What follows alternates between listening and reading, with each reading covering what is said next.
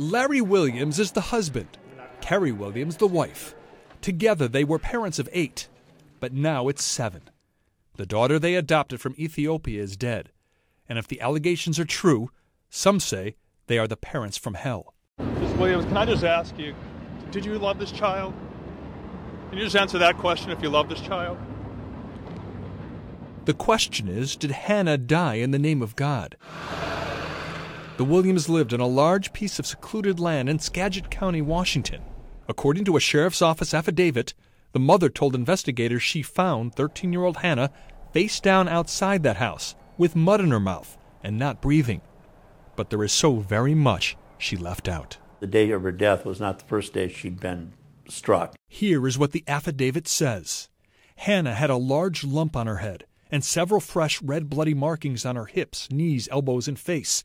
And when doctors performed Hannah's autopsy, they declared the 13-year-old was abnormally thin. On the forehead was a hematoma, swollen bruise. There were abrasions on the right and left upper pelvis area. There were patterned contusions on the legs. Prosecutors are investigating whether those beatings came because of biblical teachings. The other children who implicate their parents in the affidavit told investigators Hannah was often left outside in the cold as discipline because she was rebellious.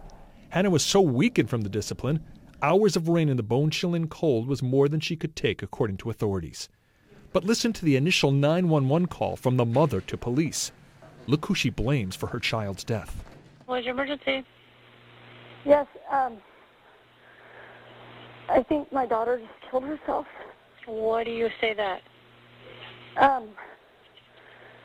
She's really rebellious, and she's been outside refusing to come in, and she's been throwing herself all around, and then she collapsed. If you didn't stand exactly where you were supposed to stand, that would be considered rebellious, and you could be punished for that.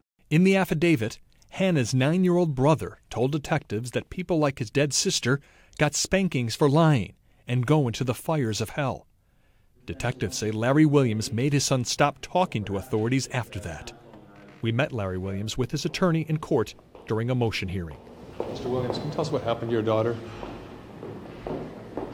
What do you think God thinks about this case, sir? Among the evidence found in the house, a variety of books and videotapes by well-known fundamentalist Christian authors Michael and Debbie Pearl, including a book called To Train Up a Child. Yes.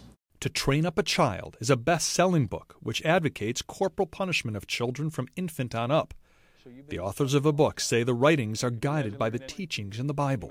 It says that if you spare the rod, you hate your child. But if you love him, you chasten him timely. I interviewed the Pearls this past summer because of a chillingly similar case. Kevin and Elizabeth Schatz are now in prison after pleading guilty to killing their daughter Lydia, also adopted from Africa. Taken from their home as evidence to train up a child. Mike Ramsey is the DA who prosecuted the Schatzes. What do you think influenced the Schatzes to beat, terrorize, and torment their children like that? The book by Mr. Pearl. There's no doubt about that. Let's say a 7-year-old slugs his sister. You explain to him that what he's done is violent and that that's not acceptable in society and it's not acceptable in our home. Then I would take him somewhere like into his bedroom and I would tell him I'm going to give him 15 licks. With what?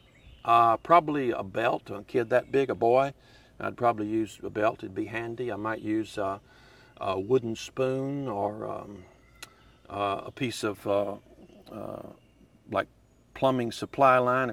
A plumbing supply line. One of the pieces of evidence Larry Williams gave to sheriff's deputies in Washington state after authorities said he acknowledged he and his wife used it to strike their children. Mrs. Williams, do you like the book To Train Up a Child? We have no comments today. Okay. Could you tell us what happened to your daughter, though? Do you still say that she killed herself? We're not. Excuse me, sir? No comment today.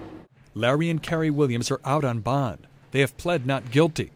They've been ordered not to talk to their surviving children, who are now in foster homes. I don't use the term hitting. Wait, what's the word? Spanking.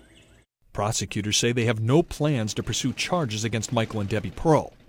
When I talked to the authors about the death of Lydia Schatz in California, they said their book rejects parents losing control and acting out of anger. So you're not accepting any blame? Absolutely not. And it's the same sentiment they have regarding the death of Hannah Williams in Washington.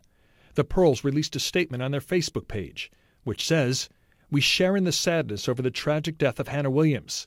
What her parents did is diametrically opposed to what is taught in the book to train up a child." And it continues in part, "The alleged presence of the book makes it no more responsible for Hannah's death than the presence of a weight loss book in the home of an overweight person is responsible for their obesity." Larry and Kerry Williams are charged with homicide by abuse and felony assault of one of their other children. The prosecution is just beginning to methodically go through the evidence, and that includes reading To Train Up a Child cover to cover. Gary Tuchman, CNN, Mount Vernon, Washington.